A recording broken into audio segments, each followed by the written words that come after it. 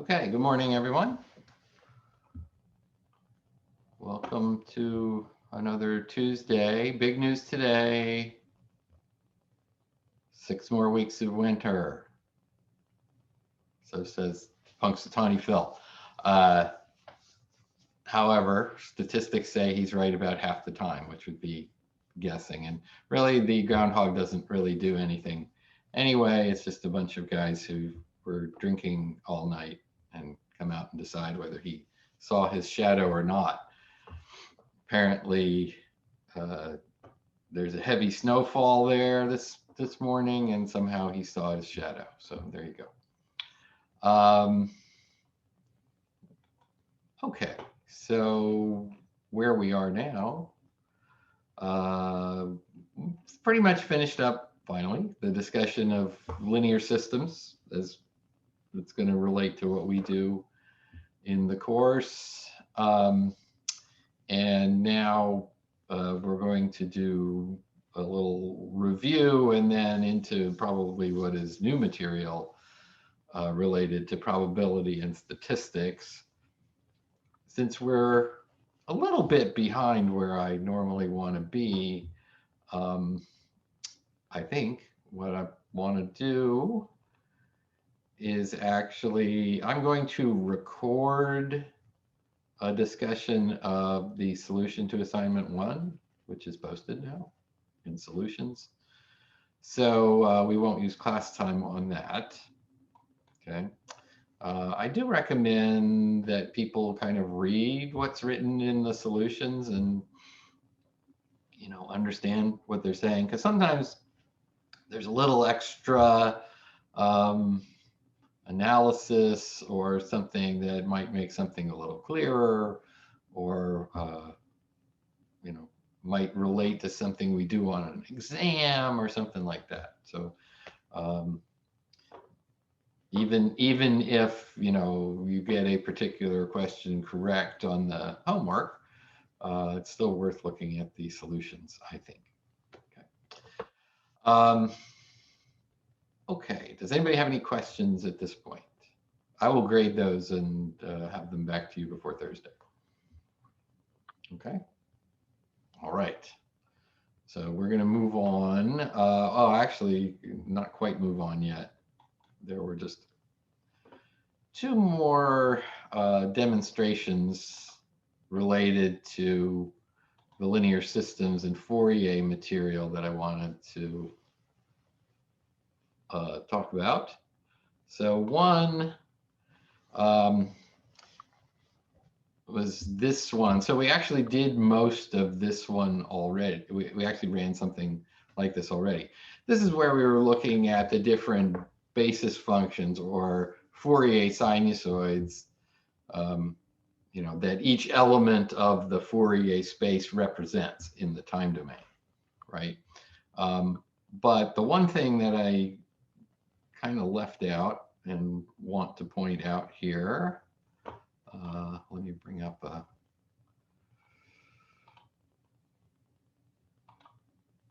new place to draw here. And that is, so when we take the Fourier transform in MATLAB, right, and we get a plot that goes from index 1 to n, depending on how long our set of data is, and we get something that, let's say, looks like this, right, with the mirror image approach. The thing I want to show now is, okay, let's look at this frequency and its kind of corresponding number over here, okay? Because these two are actually going to end up being conjugate pairs, which means that, well, basically, if we combine those 2 frequencies, or complex sinusoids, I should say, they will have the same frequency, but different imaginary parts. If we combine those 2, we will find that the real part remains, but the imaginary part cancels out. Okay, and so that's what I've done here. If we go,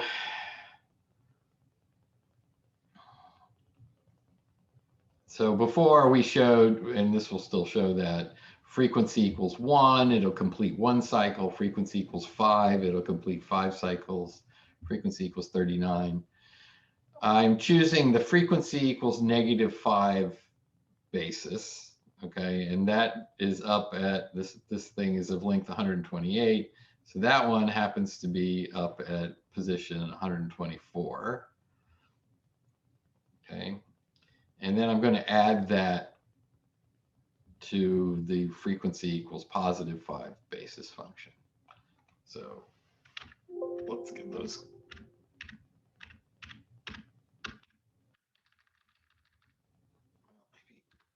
That.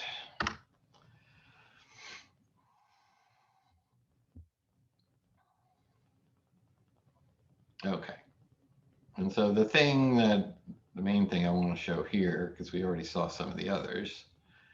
Okay, so here's frequency equal to 5 here, frequency equal to -5 here. And if you look at those, if you compare those two, you'll see the real parts are the same. The blue is in the same phase, okay? It's just the difference is the imaginary part, whether it's leading or lagging in terms of phase, the real part, okay? And then when you add those two together, this one and this one, you end up with the all real sinusoid, so basically the cosine function, and then the imaginary parts cancel out, okay? And so that actually, well, that sort of demonstrates why it is that when we have an all real signal and we're taking its Fourier transform, all the imaginary parts of all those sinusoids have to cancel out with each other, which means that we have to end up with something that is symmetric in this way, so that the imaginary parts of all of these complex sinusoids cancel out with all the imaginary parts, and so we're left with no imaginary part, which is what we want because we started with an all real signal. Okay. Notice for frequency 0, that is the first term here, there is no counterpart because that has to be all real. And in fact, the midpoint also has no counterpart, the middle frequency there, which also has to be all real. Okay, so there are, basically two special positions in the Fourier, in the FFT frequency space: the first position, which is 0 frequency, and the midway point, which do not have imaginary parts anyway. We could sit down and do the math, but for now, just take my word for it. But all of these others are fully complex sinusoids with real and imaginary parts. And so this is how the imaginary parts cancel out. Now, if we were taking a Fourier transform of a signal that was not all real, that was complex valued, then this wouldn't be true. And they wouldn't have to cancel out. Okay. Any questions on that? Okay, so that's an explanation for why we get that symmetry and why this is really redundant information.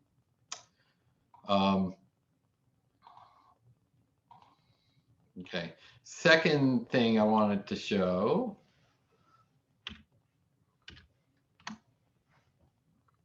is what happens. So we use this as an example, right? We had this simple impulse response 0.6, 0.3, 0.1. I just want to demonstrate this property that this basis function property, that if you put a complex sinusoid in to a linear shift invariant system, you will get the same frequency sinusoid out, okay?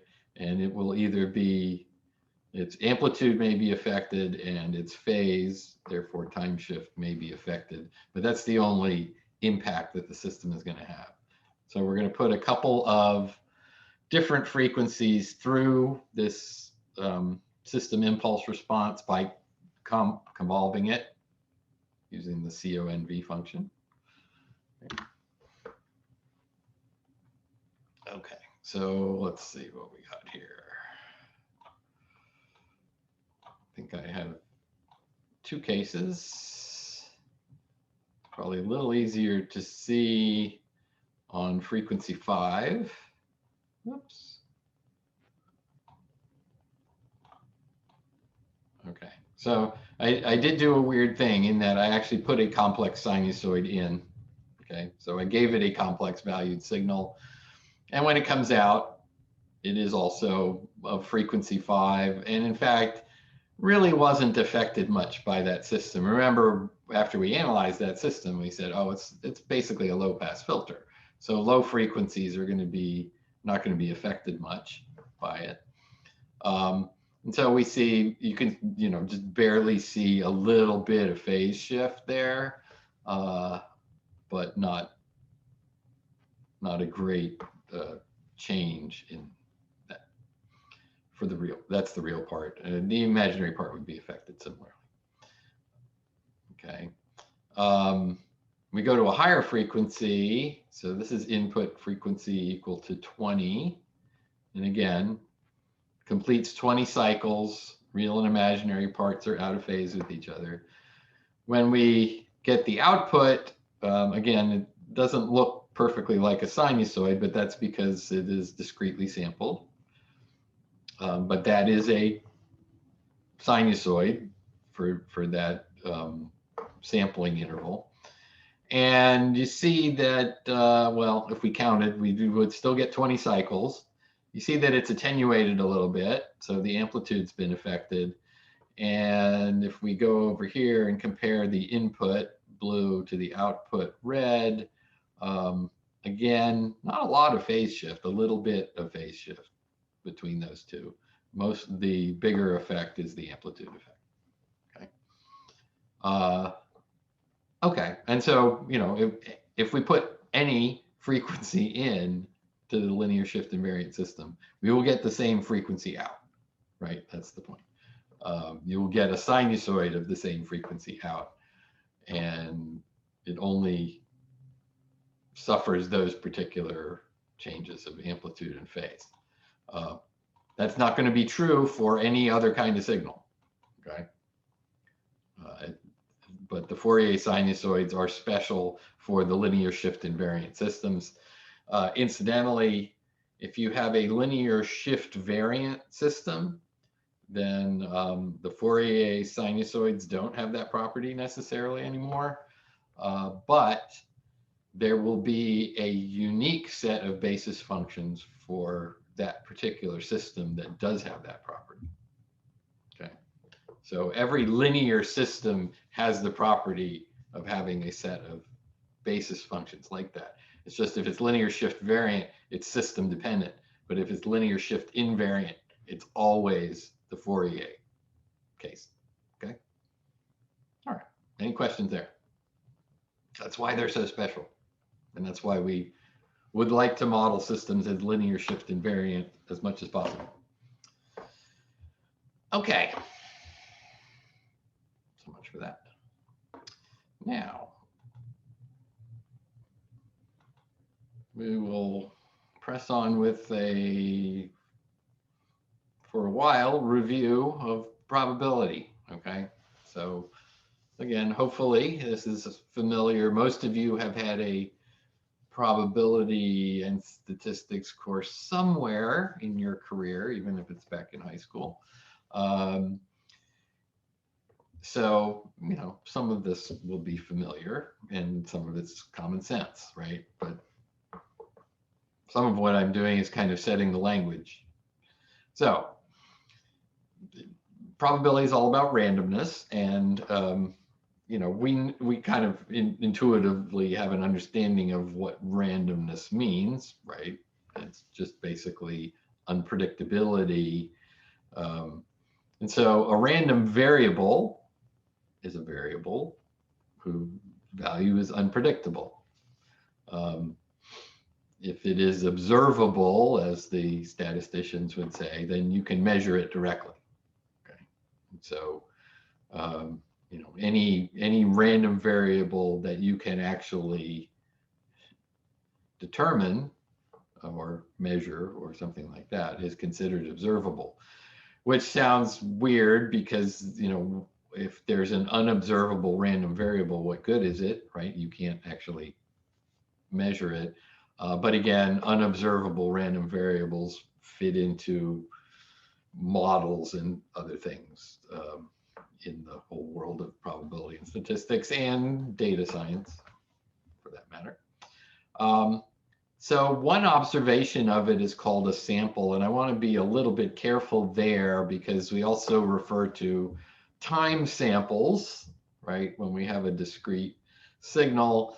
So I will try to refer to these as random samples. Okay. And in our current context, that's all we're really talking about. Okay. So again, you have a random variable, you can measure it, you can take one measurement, take one observation of it, and you've sampled it, right? You've got a random sample of it, and you can measure it again and again and again. Okay. And collect a bunch of random samples, and of course, you know, what did you learn to do with that? You learned to average them. And that's reasonable. Okay. So, and you know, just as a simple example, the binomial distribution, we have a coin, what the statisticians would call a fair coin, right? It is literally 50% either way. And so our experiment, though, is to flip it a series of 10 times. Okay. And so the number of heads in a run of 10, we will say, is a random variable. You do the experiment one time, that is a set of 10 flips. That will give you a random sample. Okay, and every time you do a set of 10, you may get a different result, right? It's random. This is what we would call a discrete random variable because the variable only takes on integer values. It actually is a little bit restrictive. It doesn't have to be just integer values, but a finite set of specific values, really. But in this case, it's all integers. And then everything you might observe is called an outcome. Okay, and in this case, there are 11 possible outcomes, right? 0 through 10. And you know, you intuitively know that some of those outcomes are more likely than others, right? It's possible, but much less likely to get to flip a run of 10 heads or 10 tails in doing that. Okay. So some outcomes are more likely than others. Another example, take some measurement of a group of people in an auditorium or anywhere really, but we'll say body temperature. The random variable is the temperature of a person in the auditorium. A sample is the temperature of one person, right? This one is continuous to the extent that we're saying, oh, we've got infinite precision on our thermometer here, which is probably not true, but okay. But a continuous random variable basically has an infinite number of outcomes, right? We can't just enumerate specific outcomes there. We may take the data and bin it into a specific number, which would be basically converting to a discrete random variable, which is probably more useful in a lot of cases. But you know, in this case, we'll just say that's what we have. So, and again, we expect some ranges of temperature will be more likely than others, right? We expect it to kind of hover in the 98 to 99 degree Fahrenheit range. And so we expect most people to fall into that range. And we expect extremes to be rather unlikely. So the way we express the relative probability of different outcomes is through the probability density function. Okay. If you know the probability density function of a random variable, that's everything you need to know about that random variable, assuming it's not dependent on something else, right? If it's just an independent thing, then the PDF completely characterizes it. And so in our previous examples, the discrete PDF of the coin tossing experiment would look like this. Okay. And so, the possibilities for the outcomes range from about 0.25 to 0.001 for the extremes. Okay. And so every possible outcome has a probability associated with it, and altogether they have to add up to 1 because we got to get one of those things. Okay. That should be familiar.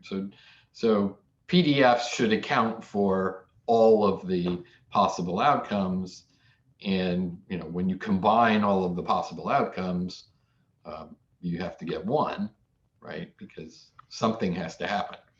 The PDF has to account for everything that could possibly happen. Okay, in the temperature experiment with a continuous PDF, you might recall, you can't really refer to the probability of getting 98.6 because that would technically be 0, right? But you can refer to the probability of getting between 98 and 99 and integrate the area under the curve between those two ends of the range, okay? And then the area under the whole curve must come to 1. So those should be, familiar ideas, but basically those are the ways we describe the probability of different outcomes for a random variable. Okay. Well, I think the name of this thing has changed, but MATLAB has a way of looking at certain probability distributions. So you might recall that there are certain types, probability density functions that are widely studied and known because they're frequent problems that come up frequently, or they're observed frequently. Let's see.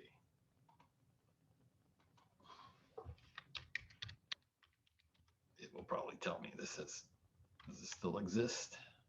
Oh, it still exists. Okay. And basically, this is just a little widget in MATLAB that contains all of its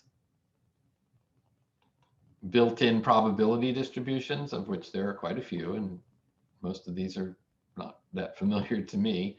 And we can plot its probability density function and basically various parameters that may be associated with it. So the ones you should be familiar with, certainly the normal distribution, because most statistical analysis is based on the normal distribution, which is a Gaussian function. Okay, we've already talked about Gaussian functions. And basically the sigma there, is referred to as the standard deviation and determines the width. So if we increase the sigma, then the curve gets wider, right? But it still has to integrate to 1, so it also lowers a bit. Okay, so that's one that you should be familiar with, and we will actually talk about that one some more. That is continuous. The binomial distribution is actually our coin flip. Okay, in fact, the default setup here is set for the 10 trial experiment that I talked about. So this is actually the same one that I just showed you. Now we could see what happens if we say weight the coin one way and make it so it's not 50-50. And of course that skews the distribution, right? So it's not symmetric anymore. Okay, so you can play around with different distributions in MATLAB. The uniform distribution is another one we will mention later, but that's pretty simple because basically the probability of all the outcomes is the same. Okay, so it's basically just a rectangle. So in this case, the probability, and this is continuous, but anything between 0 and 1 is of the same probability. And then there's also a discrete uniform distribution, which works kind of the same. And then the last one that I'll mention briefly, although we won't spend a lot of time on it, is the Poisson distribution, which is a discrete distribution associated with counting events. And so it gets used a lot, used in a lot of different ways. We use it a lot in imaging because it actually represents the noise we get from photon counting. It gets used a lot in operations research and traffic analysis and things like that, where you're trying to characterize, how many people are going to enter the bank in a given amount of time, or how many cars are going to go by a given intersection in a given amount of time, things like that. So when you're counting discrete events, usually the Poisson distribution applies. I just throw that out there because well, I use it a lot, but we won't actually use it a lot in this course. If you want to explore other distributions, feel free. The good old Weibull distribution, I don't know what that's for, but there it is. Okay, there's a bunch of them already embedded in MATLAB. Okay, so that's just an exploration thing. You probably won't need, you won't have to use it. Okay, so that's, in many ways, that's most of the reviews. Well, the next stuff is a review, but people, probably don't remember this stuff. So it might as well be brand new.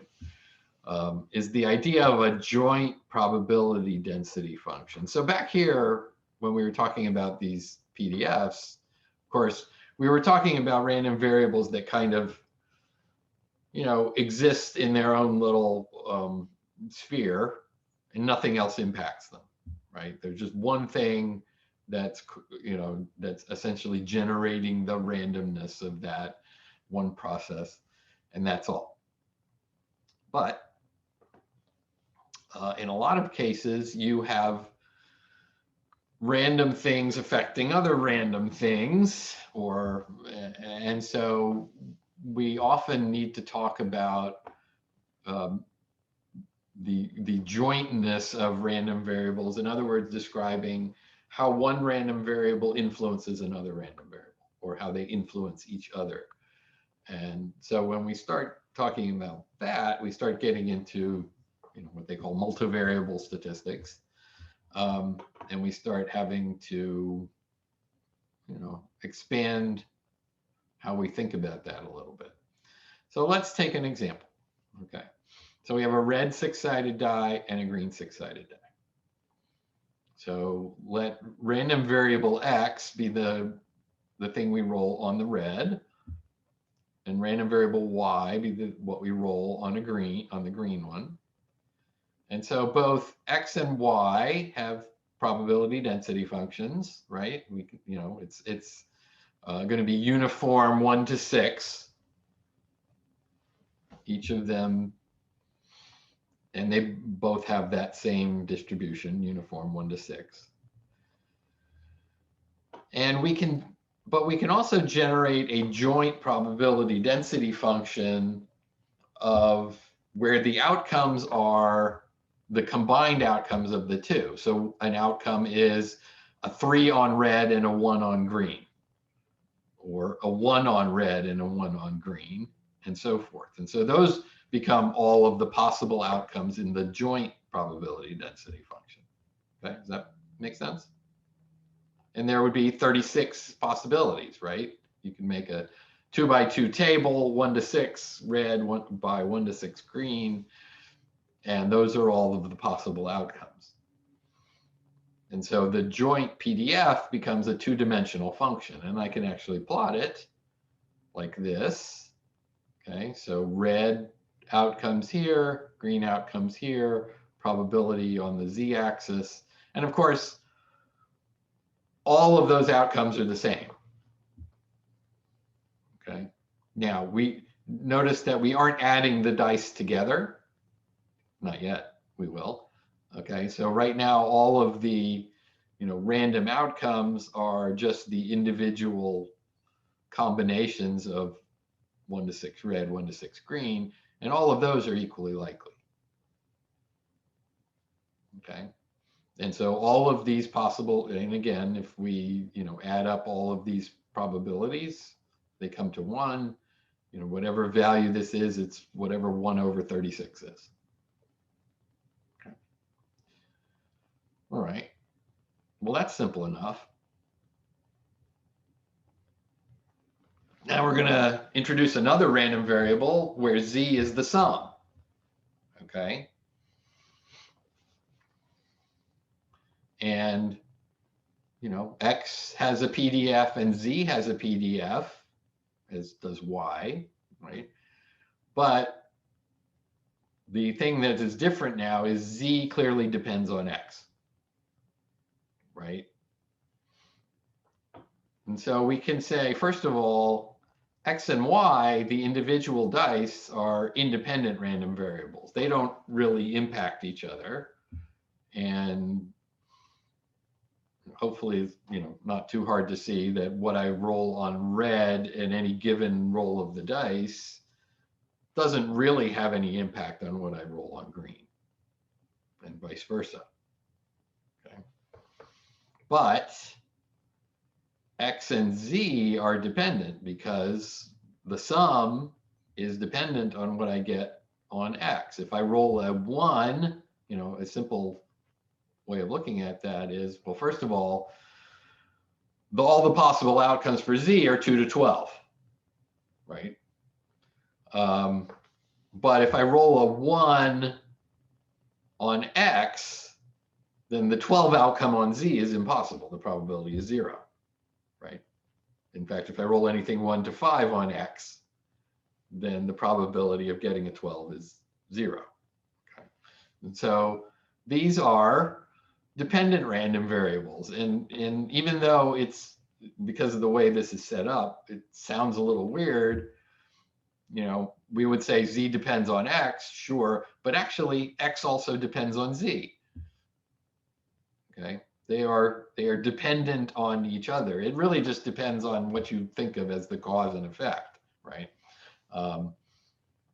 So we'll kind of leave that at that. They depend on each other. If I know z is a 12, for example, then I have to think about, okay, what are the probabilities of getting certain things on x? Well, the probability of a 1 to 5 is 0. Okay.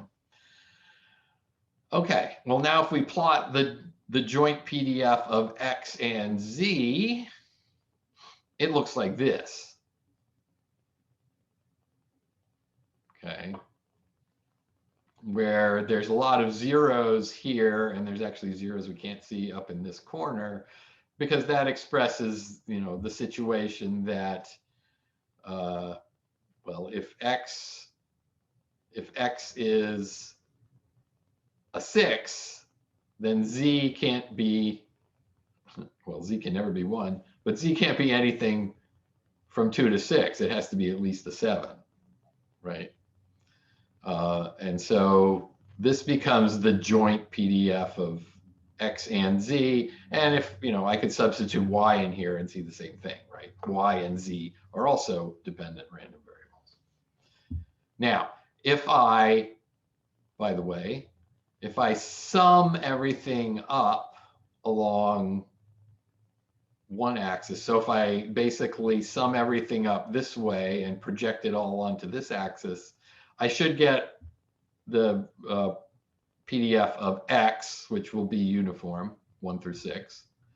And if I sum everything up, projecting it onto this axis, I should get the PDF of z, which is, 2 to 12, with the 7 most likely, and 2 and 12 least likely. Okay. And that should work. Okay. So that's what we mean by joint PDFs. Now, where we're going is we're going to be looking at signals as joint PDFs of lots of variables. Okay. So right now we're only taking two and kind of expressing how they're related to each other, how they might influence each other. We're going to extend that when we get to random signals, but we're not there yet. Okay, so another thing that is kind of review from probability and statistics is the idea of expectation. So if we know the probability density function, we can compute an expected value of some function of the random variable. And so this is very general. So I write that, and a lot of statisticians would write expected value as E bracket. So the expected value of f of x, some function of x, the random variable x, is, basically evaluating that function for every outcome and then applying the probability, right? So you're finding the average value of that function, essentially.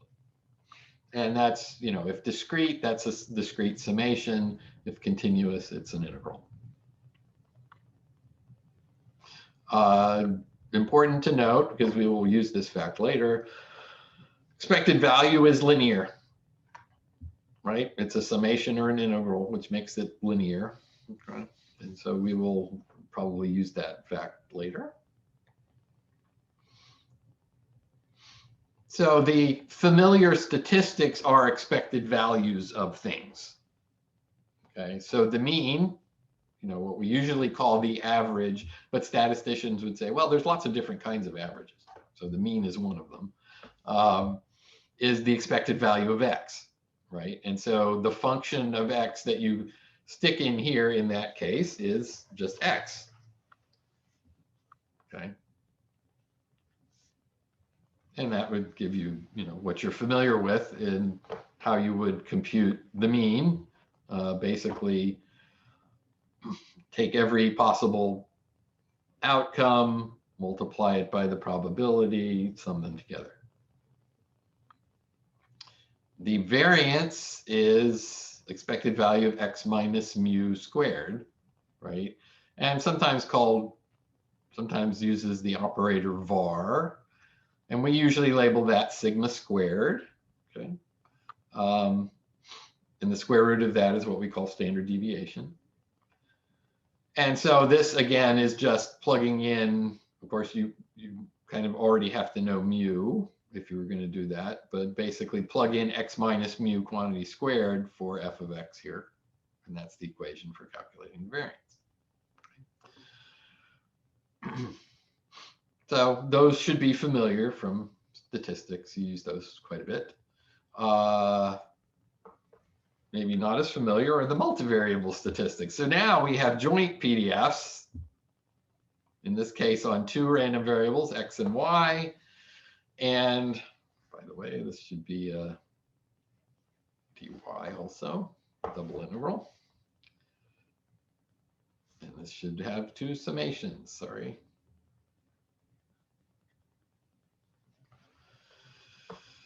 But basically it's taking, again, it's not that different. It's just taking the joint PDF and using all of the possible outcomes x and y and their probabilities and applying them to whatever function you're going to apply in there. The most common ones that, that actually have names are the correlation, which is the expected value of the product of x and y, sometimes called COR. And the covariance, which is similar, but it's basically the product with their means subtracted. Okay, so x minus its expected value times y minus its expected value is the covariance. And a lot of times we will write that as sigma squared with a subscript xy. Okay. Any questions on this? I mean, you've probably seen these before, but they aren't super familiar. Okay, but these are going to, we're going to find that these are ways to express how X and Y are related to each other. Okay, and so the interpretation of covariance is something I like to talk about. What is it? What is the practical meaning of? And this applies to covariance, but not directly to correlation. Okay, so we're just talking about covariance here, where the means have been subtracted off, and it's really describes a measure of how similarly the two vary about their means. So if the covariance is positive, then they tend to vary together. In other words, when one is above its mean, the other tends to go above its mean. When one is below its mean, the other tends to go below its mean. Okay, so they vary relative to their means. They vary together, and you can almost, but that won't always be true. It depends on how strongly, this is an expression of how strongly they're tied together. So it doesn't mean if X is above its mean, then Y must be above its mean. It's just that if X is above its mean, maybe Y is more likely to be above its mean than below. Okay, because we're talking about randomness here. So things aren't always going to happen. And it really depends on how strong that tendency is as to how, often that happens, right? That they're both above or both below. Okay. On the other hand, okay, if the covariance is 0, that indicates they're independent of each other. In other words, when X is above its mean, Y could be above or below, and it doesn't really have any influence from what X is doing. And vice versa, right? X behaves in a way that shows no connection with Y.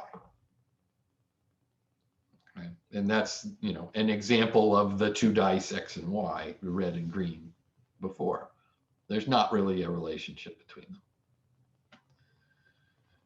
The one that's a little bit, so, hopefully those two concepts aren't too hard to see. The one that's a little weird, and you have to think about for a moment, is the negative case, because a negative covariance doesn't mean that they're not related. In fact, it means they are related, just in the opposite way. Okay.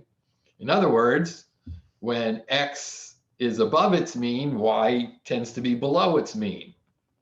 Or when X is below the mean, Y tends to be above the mean. In other words, they vary about their means in kind of this opposite way. Okay. So in the positive case, you can think of them, sometimes I kind of think of them as being tied together with a spring, X and Y, and how stiff that spring is kind of determines just how strong the covariance is. Having a physical analogy for the negative case, I've never really come up with a great one. You could sort of think about like they're two charges repelling each other, or magnets repelling each other a bit. It's not a perfect analogy, but it sort of works a little bit. But yeah, so that's the weird one. Okay, so basically the magnitude of covariance, whether again, the absolute value of the covariance expresses how strongly they're related to each other, right? But they may be positively related or negatively related, and that's important in kind of understanding how they behave. If it's 0, or a lot of times nearly 0, and when we're estimating this, then they tend, we would assume they are independent of each other. Okay, any questions on that? Okay. All right, this is a good time for a 2-minute break, so let's do that.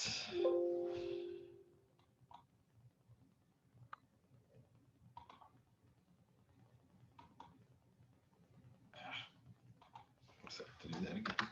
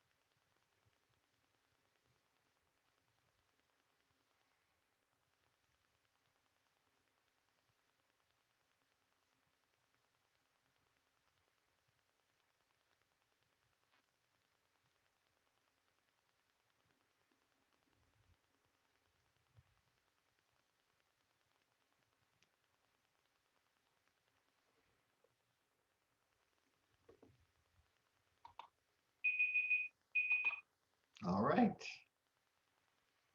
Time's up. We're back. Okay, I want to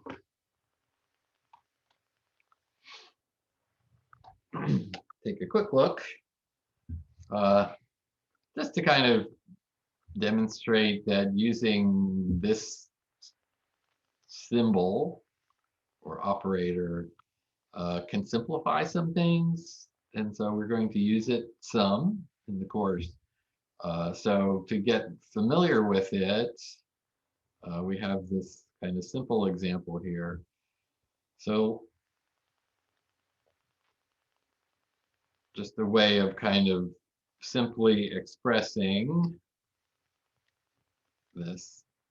So by definition, as we wrote it earlier, this was the expected value of x minus mu quantity squared. Now we could actually prove this by taking this quantity and putting it in the integral and working through some stuff with the integral, but we're actually going to do it in a simpler way that at least requires less writing. Okay. And so let me demonstrate this a little bit. So, okay, well, anything inside the expected value operator we can manipulate into an equivalent form. And so we can say that. Just basically expand that. Now, because it's linear, the expected value of a sum of things is the sum of the expected values. So we can take the individual parts, and I'm going to do it this way.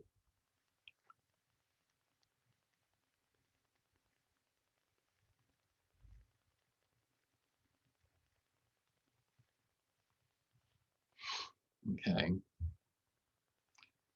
Okay, so that basically, I'm going to keep that. This, and I will note that we used linearity in doing that. This is going to become minus 2, mu is a constant. So we're going to get that, but actually the expected value of x is mu. Okay, so what did we do here? Basically constants, just as they would come out of an integral. Basically come out of the operator because linearity.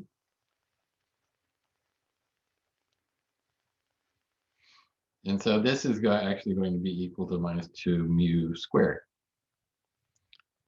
And then the expected value of a constant is the constant itself, right? Because mu is not random.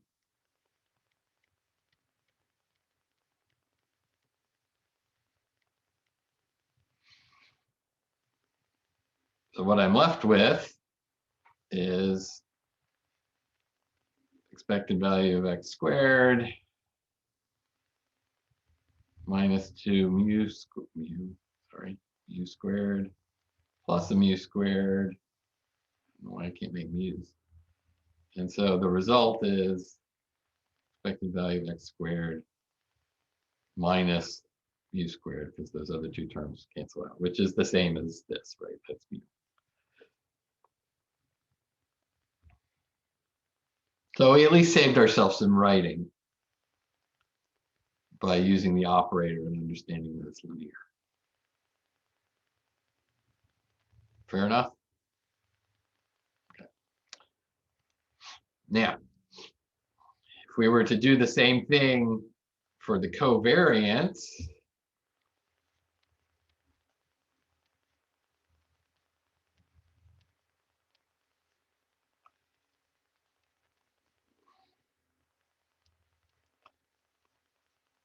just to save myself a little writing, I'm going to write the means of these as mu sub x and mu sub y. So I can write them like that. Okay.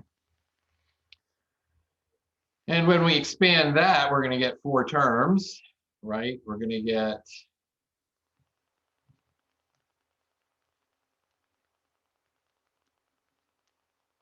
E of xy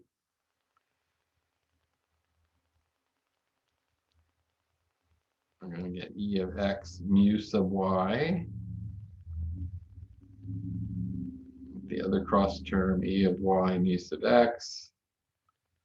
And I'm going to get E of mu x mu y. Okay, so it's the sum of those 4 terms, again, using linearity. That's going to stay. Nothing's going to happen with that. In this case, mu y comes out. It's a constant. It's not random. And so that's going to end up being equal to mu y mu x. Similar argument here. This is also mu y mu x. You know what? My signs are off, aren't they? Those are negative. So this should actually be a negative mu y. Yeah. And of course, these are both constant, so this is a positive. We'll just write it as mu x mu y. Okay, does that all make sense? Same idea? Just breaking up the sum and taking constants out. And so the result here is going to be expected value of xy, and then combine all of these, and basically we're going to end up with a minus mu x mu y, which is the similar form to what we had here, right? In fact, this is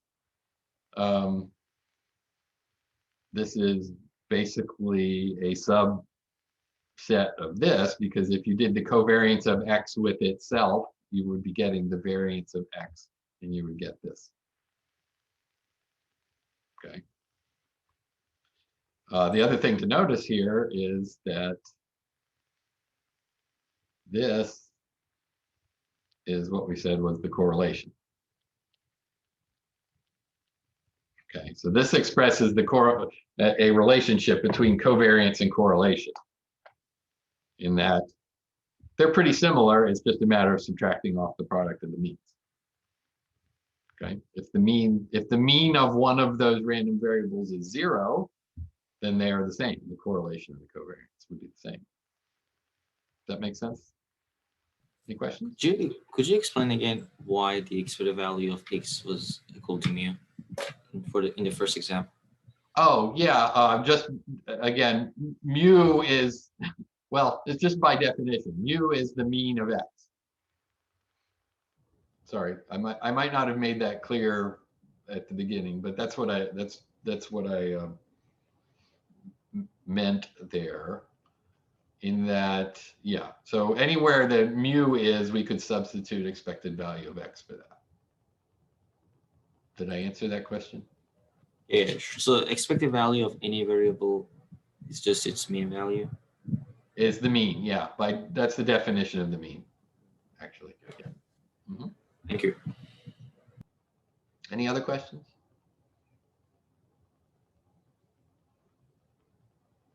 Okay. All right.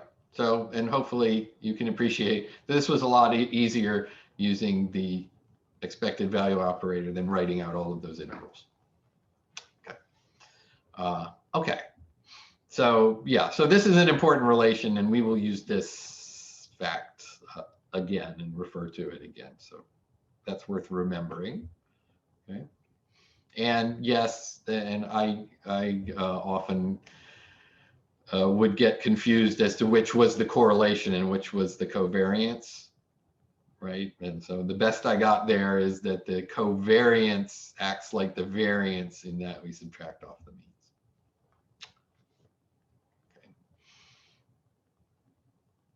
Okay, and I will post these notes, by the way.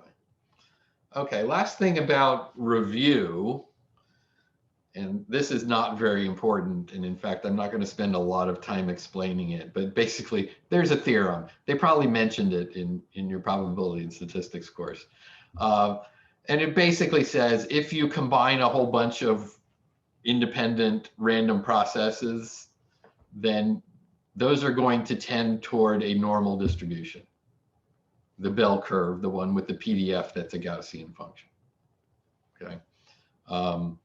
And you can show this experimentally by combining lots of random variables and seeing that the PDFs, start to tend towards normal distributions.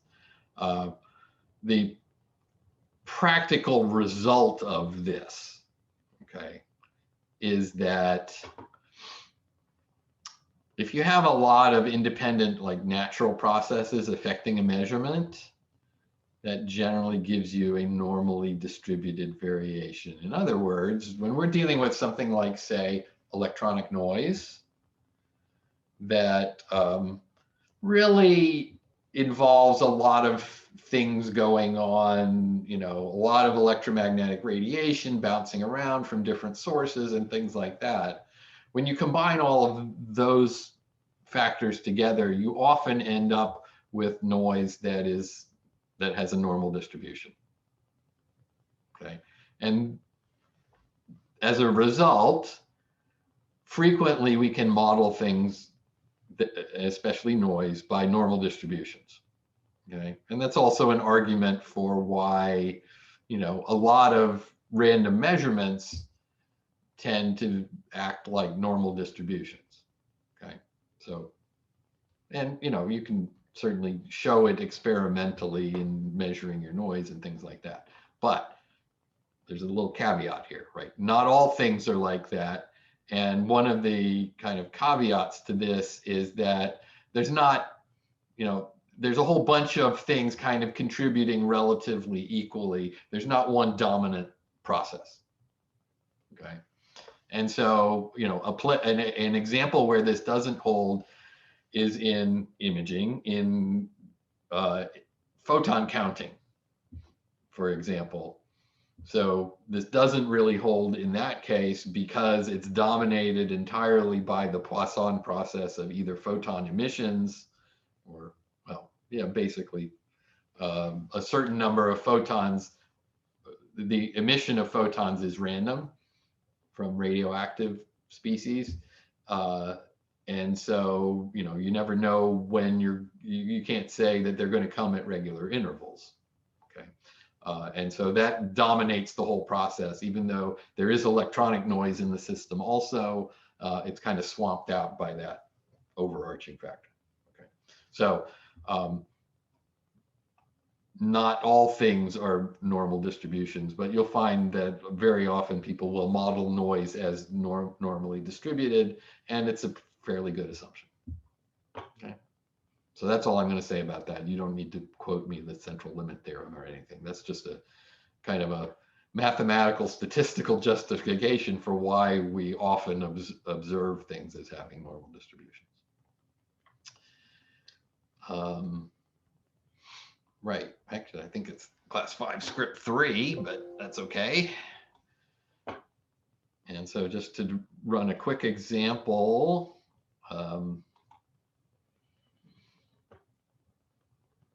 okay, so basically we have two random signals here. We're just going to compute some simple statistics on those signals. Compute histograms, which I'll talk about in a second, compute the covariance. This is I ask you to do some of this on assignment 2. Okay, well, we'll just take a quick look at some of these things. So here's the two signals, first of all. So there is some randomness to them. Basically, if there's any element of randomness, it's a random signal, but clearly they have an oscillating characteristic that isn't particularly random. Okay.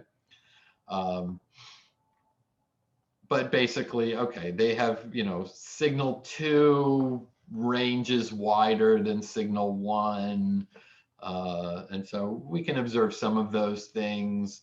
The averages are probably going to be similar and close to 0 because they seem to kind of balance about 0.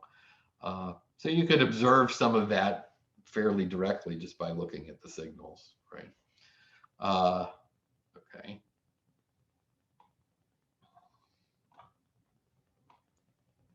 So we'll put those up there. I'll get to the histograms in a second. But I think here, what did we print out? Okay, so this is the mean of signal 1. The mean of signal 2 is a little bit, so that's very close to 0.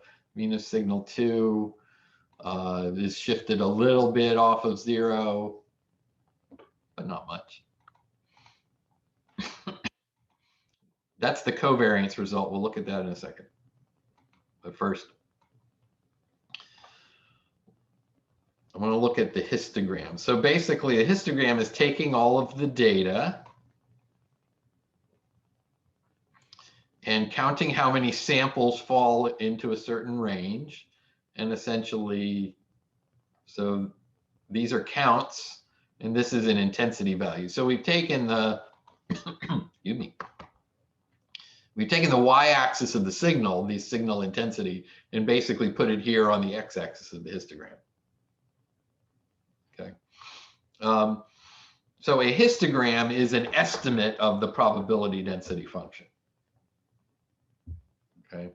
When we could, and I'll kind of step back and say, when we computed the mean for those signal values, that is an estimate of the mean. In other words, we took a bunch of measurements, we took an average of those measurements, and that is an estimate of what is the, what we might say is the true mean of the signal, which might be a little different than that, right? Because if we did this, if we measured those signals again, we might get a slightly different value for the mean. Okay. And so those are estimates of the true mean, which isn't necessarily directly knowable, right? And similarly, histograms are estimates of the probability density functions that might govern these random signals.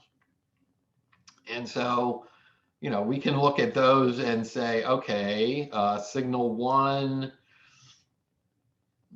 seems to be relatively balanced about 0, but it seems to have kind of a hard limit. It doesn't really fade away at the edges. And so, that's an estimate of its probability density function. Signal 2 has a wider range, right? Which again, we could have observed, but spends a lot of time like right here, close to 0, actually. And so, we can make some interpretations of those things from that. Are they symmetric distributions? Would a normal distribution fit these very well? This one, not really, right? Because it's got these really heavy tails on it. And so a normal distribution would be some kind of bell curve here. That really wouldn't work very well. This one, not so much either, but a little better, right? And by the way, when you compute mean and variance or mean and standard deviation, you're basically finding the best fit normal distribution for your data. Doesn't mean it's a good fit, right? So, these are cases where normal distribution, not so great. Does that make sense? Right? Okay. And so, the true probability density function for these things, which again, we don't really know, would look, would trace something like that, but maybe not exactly. Okay, any questions on that? That's what we mean by histograms. Finally, the last thing we did was covariance of signal 1 with signal 2. Now, when we do that, we actually get a couple of different numbers here. And so I do want to kind of finish up today with describing that structure. I think that's all we're going to have time for. So when we do in MATLAB, oops, when we do covariance of x, y, we're going to get a matrix that basically gives us these values.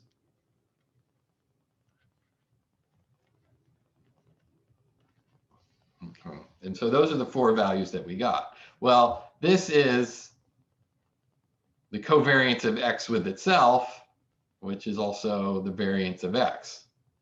Okay. And similarly, variance of y. And by the way, this function, we could do it for any number of variables. And so we would get a matrix, and all of the diagonal elements on the matrix would give us the variances of the individual variables, and all of the off diagonal elements would give us the covariances. Okay, does that make sense? The other thing is the covariance of y with x and the covariance of x with y are the same. Okay, and so we should get the same thing for both of those. It doesn't matter what order they happen to appear in. All right. And then the last thing I want to say is, okay, well, we said that sigma squared xy expresses the relationship, right?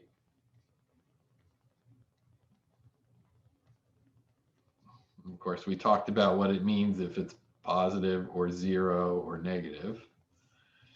But really, if we want to say, okay, how strong is that relationship, we really have to look at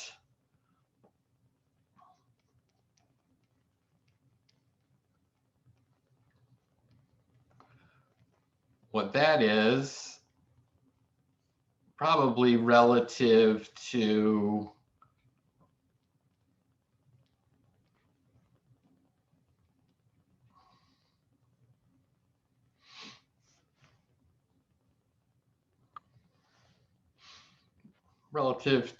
the variances of the individual ones. Okay, so if sigma xy squared is small relative to those guys, and here I'm taking like the geometric mean of the 2 variances, right? Then that's not a very strong relationship. Okay, and so the point is the absolute value of this thing is not significant. Okay, it's 1,000. Okay, is that strong or not? I don't know. I have to look at these guys to see if 1,000 is significant with respect to these or not. Okay, and this, by the way, is Pearson's R-squared statistic that you use when you fit a line to see how good your linear fit is. That's basically the same thing. It basically expresses, okay, how well does a line fit these things? In other words, how strong is the relationship between them? Okay. So if we go back to the example that we had in MATLAB,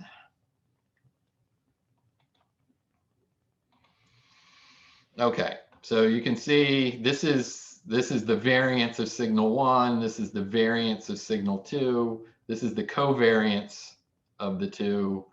This number is quite small, 0.003, compared to these guys, right? So you can, you don't have to calculate it. You can look at that and say, you know what? I don't see much relationship between those 2 things, right? And so because of that, we might be safely able to say, oh, okay, signal 1 and signal 2 are independent. Okay. I mean, it's a positive number, but it's a very small positive number. So we can, again, these are estimates, right? And so we can kind of conclude from our estimate, we're probably safe to assume that they're independent of each other. Does that make sense? Any questions on that?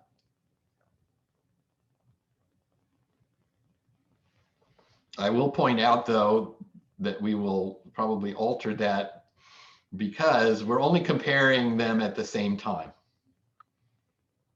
In other words, we basically took these as pairs of random variables occurring at the same time.